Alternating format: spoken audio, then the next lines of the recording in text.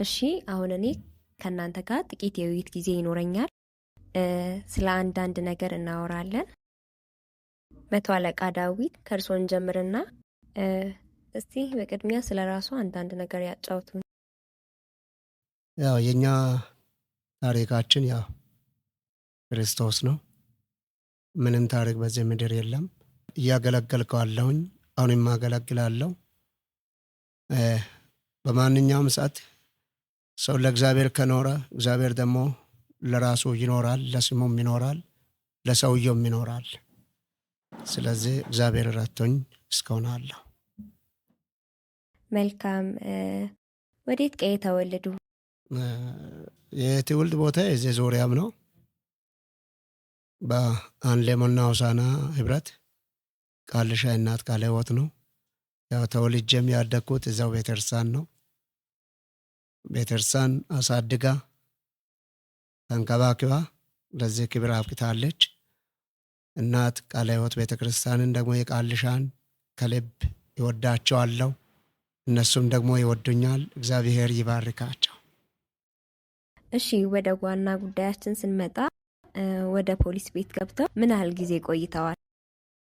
ፖሊስ ቤት ከገባሁት ይሄ 20ኛ ዓመት ነው። ረዥም ዓመት አገልግለዋል ማለት ነው። እና የፖሊስ ስራ ውሳኔ መወሰንና እርምጃ መውሰድን የሚጠይቅ ነው። እርስዎ ይህንን እንደ ክርስቲያን እንዴት ይወጡታል? ፖሊስ ቤት አድርግ አታድርግ የሚለውን ትዕዛዝ ይጠብቃል። አድርግ የተባለውን አለማድረግም ወንጀል ነው። አታድርግ የተባለውን አድርጎ መገኛትም ወንጀል ነው። ስለዚህ ፖሊስ ያው ሁሌም ሰው ከእግዚአብሔር ጋር እንዳለውና እንደሚኖር አያስበውም። ብዙ ሰዎች ፖሊስ ከሆነ ሁሌም ደብዳቤ አድርጎ ነው የሚቆጥረው። ፖሊስ ያው መንግስትም በሰጠው እግዚአብሔርም ደግሞ በፈቀደው መንገድ ሲኖር ሰው አምጾ ወይም ወንጀለኛ የሚያመልጥ ከሆነ እንጀራው ላይ ከሚመጣብኝ ብሎ የሆነ እርምጃ ሊወስድ ይችላል። ሕግ አካል ዝም ብሎ ሰውን እንዲሁ ተነስቶ አይመታም ወይም አይይዘውም። ወንጀለኛ ከሆነ ተጠርጣሪ ከሆነ መያዝ ባለበት ሲስቴም ሊይዝ ይችላል። ግን በሕጉ መሰረት ግደል፣ ደብድብ የሚል ሕግ የለም። ግን ተመጣጣኝ እርምጃ እንዳያመልጥ ውሰድ የሚል ሕጎች አሉ። በዛ አንቀጽ ይሰራል። እርስዎ አሁን አገልግሎቱን የሚያገለግሉ መንግስትንም ማህበረሰብንም በማይጎዳና በታማኝነት እያገለገሉ እንደሆነ ነገሩ። የፖሊስ ሙያ የተጣበበ የስራ ሰዓት አጠቃቀም ያለው እንደሆነ የታወቀ ነው። እርስዎ በምን ሁኔታ ነው ለመንፈሳዊ ህይወቶ ጊዜውን የሚሰጡት? አመሰግናለሁ። ለህይወቴ ጊዜ የሚሰጥበት ሰዓት የሰራዊት ቤትም የኔን ባህሪ ያውቃል። በአገልግሎት እንደሚኖርም ያውቃሉ። ከአርብ ጀምሮ ደግሞ አገልግሎት እንደሚወጣም ስለሚያውቁ እኔ ዛሬ አይደለም ከልጅነትም ጀምሮ የተፈታው ሚዳቆ ነኝ። ስለዚህ ዘምራለሁ፣ አገለግላለሁ፣ የትም ሄጄ አገለግላለሁ። ግን ስራን አልበድልም። ስራን በሚገባ ሁኔታ ይሰራለሁ። ከዛ በኋላ ደግሞ መሄድ ያለብኝ አገልግሎት ቦታ ካለ አለቆቼን አስፈቅጄ ይሄዳለሁ። እነሱም አያስጨንቁኝም፣ እንዲሄድ ይፈቅዳሉ። በሰላም ተመልሰና ይላሉ። ስለ እኛም ጸልይ ብለው ነው የሚሸኙኝ።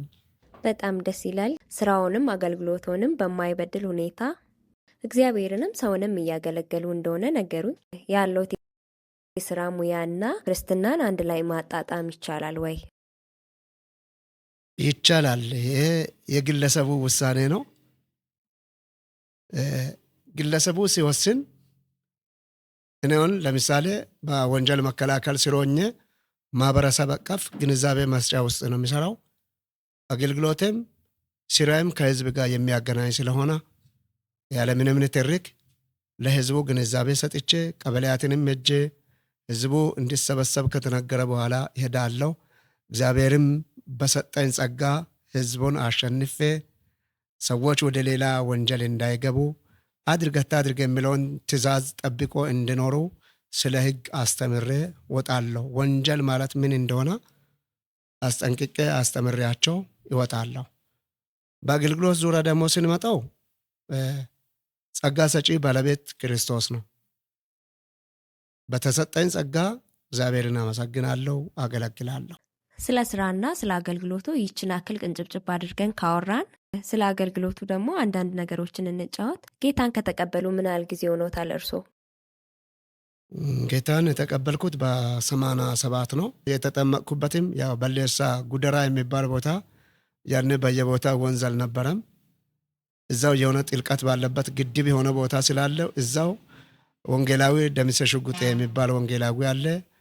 እሱ ወስዶኝ አስጠመቀኝ።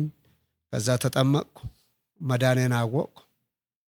ከዛ በኋላ ያው ወደ አገልግሎት ከ90 ጀምሮ ሙሉ አጀንዳ መውጣት ጀመርኩ። እግዚአብሔር ቀብቶኝ፣ ከመቀባቱም በፊት አገልግሎት ማለት ህይወት ነው።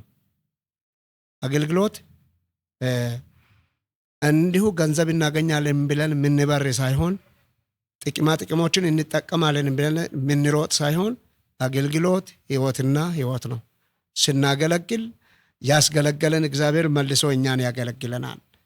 ስለዚህ አገልግሎት ቅድመ ህይወት ነው። ህይወት መሆኑን ካላወቅን ዝም ብለን መሮጥ ከሆነ እንዲሁ እንቀራለን።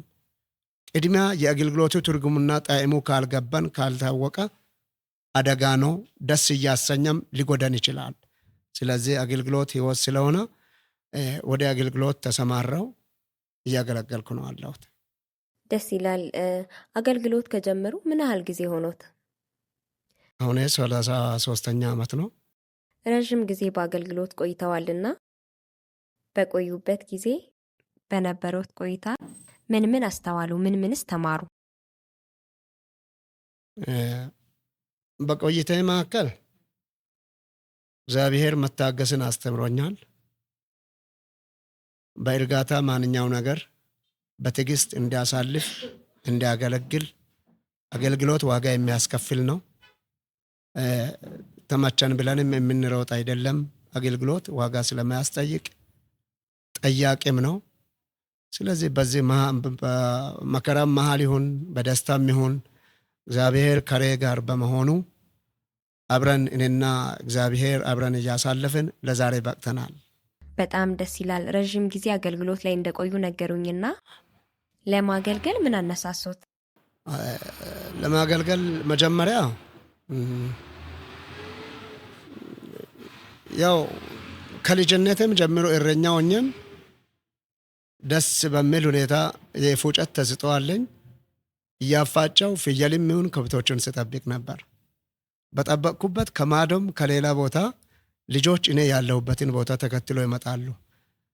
በቃ የሆነ አውሬ ፍየሉን ከበለ በቃ እሱ ከእከሌ ልጅ ሆኖ ነው የኔ ልጅ ፍየል የተበለው ብሎ ሰዎቹ የሚናገሩበትን ጊዜ አስታውሳለሁ። ጅማሬው ያው ያኔ እረኛ ሆኜም ነው። በብዙ መንገድ እግዚአብሔር በፉጨትም ጸጋ በዝማሬም ዝማሬ ከመሰጣቱ በፊት መስታወሻዬን ያው ጊታር ያሰናጠልከኝ እግዚአብሔር ታውቃለህ ብዬ በእምነቱ መስታወሻዬን የገዛሁት በዛው እንደ እምነቴም ሆኖ ዘማሪ ሆንኩ። እርስዎ እንደነገሩኝ በአገልግሎት ህይወትም ለረዥም ጊዜ ቆይተዋል። በዛ ላይ ደግሞ የህግ ባለሙያም ኖት። እርስዎ እንደ አባትም እንደ አንድ የህግ ባለሙያም ለወጣቱ በዚህ ዘመን ላለው ትውልድ ምን ያስተላልፋሉ? ጥሩ ነው፣ አመሰግናለሁ። ለዚህ ትውልድ የሚያስተላልፈው ነገር እምነት፣ አገልግሎት፣ ስጦታው መረጋጋትን ይፈልጋል፣ መታገስን ይፈልጋል። አልጋ በአልጋ ሆኖ ያገለገሉት አገልጋዮቹም የሉም። ከመከራ በኋላ ነው ድል፣ ከችግር በኋላ ነው ድል። ልክ ነው። ይሄ ዘመንና በእኛ ጊዜ በአንድ ኬሻ ቁንጫ እየበላን ስናገለግል ነበር። ያ ዘመንን አሁን እግዚአብሔር በበቀል ተነስቶ ለአገልጋዮች ምቹ ጊዜውን አምጥተዋል። ለአገልጋዮች የሚያስተላልፈው ነገር ምንድን ነው? እኛው እዚሁ ምድር ኪራይ ሰብሳቢነትን መጨረስ የለብንም። ቤተ ክርስቲያን በአሳዛቿ መሰረት በአጀንዳው መሰረት በዚህ ትውልድ አጀንዳው ሲይዙ ያው ደብዳቤ የቤተክርስቲያንንም የሚገባ አይመስለኝም። በሆነ ሱቅ ነው ተከምሮ የሚውለው። እኔ የራሴን ደብዳቤ ሊያወጣው ስድ ብዙ ደብዳቤ ተከምሮ እንዲሁ ወደ 2 ካርቶን 3 ካርቶን ሞልቶ ያለው ለቤተ ክርስቲያንም ካልታዘዝን ቤተክርስቲያን ለሌላ አሳልፎ ከሰጠው ጥሩ ስለማይሆን አገልግሎትን በትዕግስት እናገልግል። ደብዳቤ የገባበትን እንውጣ። ያለ ደብዳቤ ያለ ጥሪም ደግሞ ሮጠን ባንወጣው፣ በሄድንበት ደግሞ ዋጋ ባናስከፍል ያንን ቤተክርስቲያኒቷ ትንሽ ነገር እንዲያቅሟ ሊሻኝ ትችላለች። ያም ተገቢ ሆኖ ሳይሆን በእግር ማንሄድበት ጊዜ ስለሆነ ለተሽከርካሪ ለትራንስፖርት ተብሎ የሚሰጥ ሁኔታዎች ይኖራሉ። ያንን እኛ በቤተክርስቲያን ሽማግሌዎች መሪዎች ፊት ሆነን ገልጠን ይሄ ምንድን ነው ማለት የሰማዩን ጉዳይ እዚው ጨርሰን ኪራይ ሰብሳቢነት ውስጥ ገብተናል። ይሄ ምንድን ነው የሚሰጡት የሚሉት አገልጋዮች አሉ። ከኔ ጋር ባጋጥሙንም ይሄ ምንድን ነው የሚሰጡት? ቤተክርስቲያን እግዚአብሔር ይባርክ በአገልግሎት ተባርከናል ብሎ ቢሸኙም ለኔ በረከት ነው። የብሩን ብዛት እያየን እየበረረን ክንፍ አውጥተን እየበረረን ምን ሰበርበት ቀን ይኖራል። ስለዚህ አስቀድመን እግዚአብሔር በመድረኩ ላይ ከኔ ጋር ይሁን ማለት እንትተን ምን ያህል ብር እንደም እኔ የሚሰማበት መረጃዎች ይኖራሉ። አካውንት ላይ ምን ያህል ብር ነው የሚታስገቡት? ባጀትስ ምን ያህል አላችሁ? እንደም 2 አጀንዳ ደርቦ የሚይዙ ተገልጋዮች ይኖራሉ። የተሻለውን ለመሄድ ያንን እስከ ቅዳሜ ካገለገሉ በኋላ ከአርብ ወይም ከሐሙስ ከቅዳሜ ማታ ጀምሮ ሰበቦችን ፈጥሮ ያንን ያሳዙበትን ቤተክርስቲያን በሁለት ቦታ ለምን ኪራይ ሰብሳቢነት እንገባለን? እንጠየቃለን። ዛሬ ተመቸን ብለን የምንሮጠው የምንበረው ጉዳዮች እኛን ይጠይቃሉ። ቤተክርስቲያን ለምን መኪና አሸልምም? ይዘድ በደስታ በልግስናው የሚሰጡትን ተቀብለ ሂድ። ካልሰጡም ያለ መከራከር ያለ ጥላቻ እግዚአብሔር ይባርካችሁ ብለ ዞር ብለ መሄድ ነው። ስለዚህ ብዙ ጊዜ ኮንፈረንስ የቀነሰውን ብዛት በድህነት ዘመን በየቀኑ በየጊዜው በየቤቱ በየግለሰብ ቤት ይወጣው ነበር። አሁን ግን የአገልጋይ ኪራይ ሰብሳቢነት ስለበዛው ኮንፈረንሱም ቀራ። ምናልባት የደቡብ አፍሪካ እጅ ያለባቸው ቤተሰብ ካልሆኑ ቤተክርስቲያን ላይ ከውጭ ያሉት ሴቶቹም ወንዶቹም ተባብሮ ባጀት ሰብስቦ ኮንፈረንስ አውጡ ብሎ ካላኩ በቀር ኮንፈረንስም እንደ ድሮ የለም። ይህ ከምን የተነሳ ነው? አገልጋይ ብር እየጠየቀው። እኔ ነፃ ሆኜ አይደለም ከኔም ጭምር ነው። እዛ ውስጥ ግን አልገባውም። እግዚአብሔር ደግሞ ለእኔ ስለከፈለልኝ ይሄ ምንድን ነው ብለህ ገልጬ መላይም የሸኙት ነገር ካለም ቤት እጄ ነው ገልጬ ጸልዬ ምቀበለው። ስለዚህ ብዙ ጊዜ አገልጋዮች ላይ ልክ እንደ መሬት ደላላ ጀምረዋል።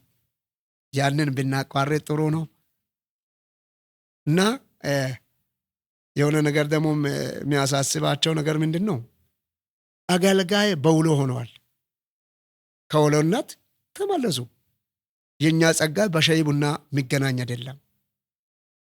የአንዱን አጀንዳ አዘግተን እከሌ አለ እያለን ምንዘምርበት አይደለም። እያንዳንዱ ጸጋ የያዘው የቀባው እግዚአብሔር ይቆጣቸዋል። አንዱ የያዘውን አጀንዳ አንዱ አይ ለእናንተ ጉባኤ እኔን አሁን አላጋጠመኝም፣ ብዙ አገልጋዮችን ያጋጥማቸዋል። አይ እከሌ ለእናንተ ቤተክርስቲያን አይመጥንም። እንደ መጥን አይደል እንደዚህ እግዚአብሔር በጸጋ የቀባው በዝማሬም ይሁን በወንጌልም የቀባው እግዚአብሔር ቀድሞ አውቆ ነው። ማን ነው አከፋፋይ ያደረገው? እከሌ ካልዘለሉ የለም፣ ካልጮሁ የለም፣ ከመድረክ ወንበር ለወንበር ካልዘለሉ የለም ነው። እከሌ የእናንተን ቤተክርስቲያን አይመጥንም የሚሉት አገልጋዮች ወጥተዋል በዚህ ዘመን። ያንን ነው የሚመክራቸው። ጸጋውን የሰጠ እግዚአብሔር በእናንተ ላይ እንዳይቆጣችሁ አደራ ይላችኋለሁ። አገልጋይ ወደ ድለላና ወደ ሌላ መግባት የለበትም። በውሎ የምታስገለግል አገልጋይ ካለ በሕይወት ዘመን አንድ ቀን ትጠየቃለህ። የአንዷን አጀንዳ አዘግተ የጓደኛን አጀንዳ ማሳደስ፣ የአንዱን በር አዘግተ የአንዱን ማስከፈት፣ ያንን ስልጣን የምትጠቀም አገልጋይ በምድርም ትጠየቃለህ፣ በሰማይም ትጠየቃለህ። ይህንን ነው የሚያሳስበው። እጅግ አድርገን እናመሰግናለን መቶ አለቃ።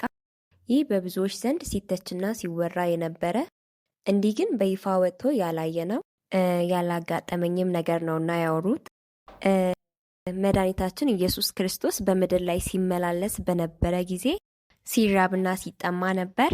ከማንም ምንም ሲቀበልም ሲያስከፍልም አልነበረም። እንዲሁ በነፃ ነበር ህዝቡን ሲያገለግል ደዌን ሲፈውስ የነበረውና አሁን ላይ ከአንዳንድ ነገሮች አንጻር ትውልዱ ወደዚህ ያዘንብሏል። እርስዎ ልክ ኖት። ለሰጡት ምክር እጅግ አድርገን እናመሰግናለን። ገጠመኝ የሚሉት ነገር ካለ ደግሞ ቢያጫውቱኝ ደስ ይለኛል። ገጠመኝ የምለው ነገር ምንድን ነው? ሰው ሁሌም አርማ ካየ ፖሊስ ከእግዚአብሔር ጋር እንደሌለ ነው የምናስበው የምንቆጥረውም። ብዙ ጊዜ አገልጋዮችንም ይታዘባቸዋለሁ። ይህን ሚሊቴሪ ስለብስ ከለበስኩ ልክ ከእግዚአብሔር ጋር አብሮ ሲያገለግሉ የነበሩት አብሮም የቆዩት አገልጋዮች ይህን ሚሊቴሪ በመልበሴ ሳጅን፣ አሁን ማዕረግ ትርጉምም ስለማያውቁ ሳጅን ይላሉ። በቃ ማለፍ ነው። አይደለም። አገልግሎትን የት አደረስክ? እንዴት ነው እያገለገልክ ነው የሚል አገልጋይ ስለጠፋብኝ የሀዲያ ዞን ዘማሪያንን በአጠቃላይ ታዝቢያቸዋለሁ። ከዛው በመቀጠል ያጋጠመኝ ችግር ምንድን ነው? እዚህ ዞን ላይ ተረኛ መኮንን ሆኜ አባላትን ይዤ ከተማ ፓትሮል ዞር ብዬ ከመጣሁ በኋላ ግቢ ውስጥ እያለው አንድ አገልጋይ በ6 ተኩል ላይ ወደ እኔ ይመጣል። አጋጣሚ እሱ ፖሊስን ፍለጋ ነው የመጣው። ምን ሆነ ነው በሰላም ነው ወይ ምናምን ብዬ ስጠይቀው አይ በሰላም ነው፣ የኛ አንድ የተረገመው ልጅ አንድን አገልጋይ ደብድቦ በዛ ምክንያት ፖሊስ እንዲሰጡ ነው የመጣሁት አለ። ነው አሁን ማንን ነው የፈለከው? አይ ፖሊስ ቢሰጡ ያንን ወንድምየውን ሊያስደበድም ማለት ነው ወይም እንዲያስሩ እንትን ለማድረግ ነው የመጣው። አሁን ፖሊስ እንዲሰጥ ነው የፈለከው አልኩ። አዎ ቢሰጡኝ ጥሩ ነው አልኩ። ከዛ በኋላ እኔ ደግሞ መልሼ አይ ፖሊስን ከሰጠው በዛ በአገልጋይነት ስም ያንን ልጅ ሊጎዱ ይችላሉ ብዬ አባላትን እዚህ ቆዩና ራሴ ወይ አሸንፌ መምጣት አለብኝ ወይ ሁለቱንም ያን ተመቺውንም መቺውንም ሁለቱንም ይዤ መምጣት አለብኝ በሚል ሄድኩ። ከሄድኩ በኋላ አገልጋዩ በዕለቱ ያው ተመተዋል። ከዛ ቤት ዞር አድርጎ አስቀምጠዋለሁ። ከዛ እኔ እንደመጣው አይ ፖሊስ መጥቷል ብሎ የተሰበሰበ ህዝብ ከየጫካው መጡና ሲጠይቁኝ ምን ሆነ ነው ምናምን አልኩ። አገልጋዩ ያ ብዙም በዚህ በንግግር ዙሪያ ላይ ትንሽ ደካም ይላል። ማን ነው የመታው? የተመታበት ኬዝ ምንድን ነው ብዬ ሲጠይቀው አይ እኔ 20 ዓመት ያገለገለ እኔን ይመታል አለ። አሁን አማርኛው የንግግሩ ሁኔታ እኔን ሲያስቀኝ አይ በሀዲይኛ ተናገር፣ ሁሉም ሰው ሀዲይኛ ስለሚሰማው በሀዲይኛ ብትናገር አይሻልም ወይ አልኩ። እኔ 20 ዓመት ያገለገለ እኔን ይመታል? አይ ሊመታ ይችላል፣ ያስመጣበት ኬዝ ሊኖር ይችላል። በቃ እኔን ሊያስታርቃችሁ ነው የመጣሁት። አርማን አይታ ፖሊስ መጥቷል ብላ ደስ የሚል ከሆነ ሁለታችሁንም ነው ይዤ የሚሄደው። አስታርቅም ከሆነ አስታርቅ እሄዳለሁ፣ ማይቻልም ከሆነ እስከ ጣባ ሁለታችሁንም ይዤ እሄዳለሁ አሉ። ሊል የቻለበት ልጁም ሊመታ የቻለበት ኬዝ በዚህ በጉባኤ መካከል ላይ አሜን እላለም እሱ ተባርካችኋል እንደዚህ ሲል ልጁ ዝም ብሎ በቃ ጸጥ ብሎ እሱን እያየ ነው። ያንን ልጅ አየና በዚህ 3 ቀን ውስጥ የዚህ ልጅ ሬሳ ካልወጣው እኔ ነብይ አይደለሁም አለ። ዞሮ አሁንም ድጋሜ ሲናገር ያ ልጅ ገና ትንሽ ልጅ ነው። ከኔ ጋር ምን ጉዳይ አለ? መጽሐፍ ቅዱስን አይተህ አሰብክም ወይ ብሎ ይናገራል ያ ልጁ። አዎ ለምን አሜን ትላለህ አንተ? በቀን 7 እንጀራ እየበለ ተደፍናል። አሜን የምትልበት ድምፅስ ከየት መጣ? የለም ምናምን ብሎ እሱን እንትን ሲያደርግ ልጁ እያለቀሰ ነው ትሞታለህ ሲላለ በሁለት አንግል መጥቼ ያለው አልኩ። እሱ ደግሞ እኔን አገኘኝና ድምፁን እየጨመረ መጣ። 20 ዓመት ያገለገለ እኔን ይመታል እያለ መጣ። እዛ በኋላ ታገስ፣ ልትመታ የቻልክበት ሁኔታ ሊኖር ይችላል፣ ታገስ። እንደ አገልጋይ ከሆን ፈተና ይገጥማል፣ መደባደብም ይገጥማል፣ ብዙ ነገር ያጋጥማል። ስለዚህ አንተ አገልጋይ ከሆንክ መታገስ አለብህ፣ ሊደርስብህ ይችላል አልኩና ከዛ በኋላ ያንን አገልጋይ ሁለቱንም ሊያስታርቅ ሲመጣ እሱ ምን አለ? እኔ ይህን ልጅ ገደል ያስገባል አለ። ንግግሩም ነው ይህን ልጅ እኔ ገደል ያስገባል ካለ በኋላ ገደል እሺ እንዴት አድርገህ ነው የምታስገባው አልኩ። እነ ከሌል ይተዋወቃለሁ አሁን ገደል ያስገባላል ባልሽ ደውለን ንገራቸው ምናምን አልኩ። አሁን ይተኛል አለ ሰውየው፣ አገልጋዩ ነው። አሁን ይተኛል አልደውለውም አለ። አትታረቅም? አልታረቅም። እሺ በአጠገቤ ያለውን ወንድምህን ካልወደድክ በሩቅ ያለውን በሰማይ ያለውን እሱን እንዴት ልትወድ ትችላለህ? አሁን ልጁ ዝም ይላል፣ እኔ እናገራለሁ፣ ስለ ልጁ እኔ እናገራለሁ አልኩ። ከዛ በኋላ ሰምተሃል ወይ አልኩ። አንተ ማንነቴን አላወቅም፣ ተሸፋፍኛለሁ። አንተ ማን እንዲሆን አውቃለሁ፣ ከነስሜ አውቃለሁ፣ የምታገለግልበት ቦታ የት እንደሆነ አውቃለሁ። ስለዚህ ስምህን የራሴን ከኪሴ ወጪ አውጥቼ ሐሰተኛ ነቢይ እንዲሆንክ በባናር አደባባይ ላይ አወጣለሁ አልኩ። ከዛ በኋላ ትንሽ በእሳት አጠገብ እንደተቃረበው ፔስታል እየተጠቀለለ መጣ ይሄ አገልጋዩ። ከዛ በኋላ በሁለቱም በኩል ያለውን ችግር ፈትቼ አስታርቄ መጣው። ግን ከሚገርማችሁ ነገር ይሄ አገልጋይ ምንድን ነው አለው? በሁለተኛ ማታ ከኔ የኔን ስልክ ማን ሰጥቶ እንደሆነ ደወለና መቶ አለቃ። አቤት አልኩ። ማታ እኔን ጨፈለቁኝ አይደል አለ። አይ ጥፋተኛ ነኝ፣ አጥፍቻለሁ። በአገልጋይነት እስትንፋስ ይሄ ልጅ እስከሚሞት አንተን ጣባ ወስጄ ማቆያት ነበረብኝ እስከ 3 ቀን። ግን በአገልጋይነት ስም እኔም አገልጋይ ስለሆን አዝኜልህ ትቼ ሄጃለሁ ብሎ ያ ሁኔታው ገጥሞኛል። አዎ መካከላችን ላይ የፍቅር ጉለትን ያሳያል። ግዴታ ደግሞ አንድን ሰው አስገድደን አሜን በልም ማለት አንችልም። ውስጡ የተነካ ደስ ያለው እግዚአብሔርን ለማመስገን አሜን ይበል። የነበረን ቆይታ ወደ ማገባደድ ደርሰናል። መጨረሻ ላይ ማመስገን የሚፈልጉት አካል ካለ እድሉን ስጦት። የጋበዛችሁት ወንድሞችም እህቶችም ከልብ አመሰግናለሁ። እግዚአብሔር ለዘላለም ይባርካችሁ። አሜን። ጥሪያችንን አክብረው ስቱዲዮአችን ስለተገኙ እኛም ከልብ እናመሰግናለን።